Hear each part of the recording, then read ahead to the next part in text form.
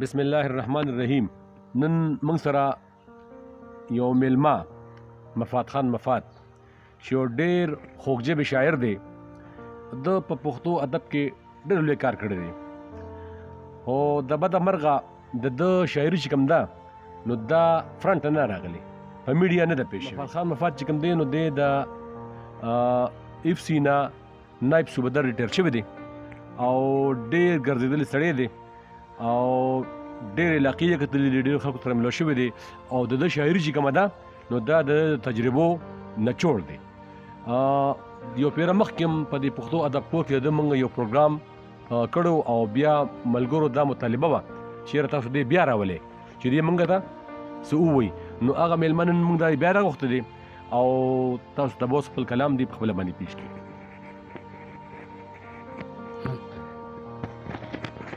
د ناخادو د کړېدو ژوندونه، د ناخادو د کړېدو ژوندونه، د تړسېدو د دردېدو ژوندونه. اوده نصیبه اډو نه ویښېږې، اوده نصیبه اډو نه ویښېږې، د کېناستو د پاسېدو ژوندونه، د تړسېدو د دردېدو ژوندونه. د خوشحالو نه هېڅ خبر نه شومه، د خوشحالو نه هېڅ خبر نه شومه، د زولنو د قیدېدو ژوندونه، د تړسېدو د دردېدو ژوندونه. ورکوټی لوی د ستمونو کور کې، ورکوټی لوی د ستمونو کور کې، د بېوسو د جړېدو ژوندونه، د تړسېدو د دردېدو ژوندونه. د خیر خبرې راته چا ونه کړې، د خیر خبرې راته چا ونه کړې، د پرېوتو د غورځېدو ژوندونه، د تړسېدو د دردېدو ژوندونه. د ستړي ژونده نه وېزاره نیمه، د ستړي ژونده نه وېزاره نیمه، د مینتو د سوځېدو ژوندونه.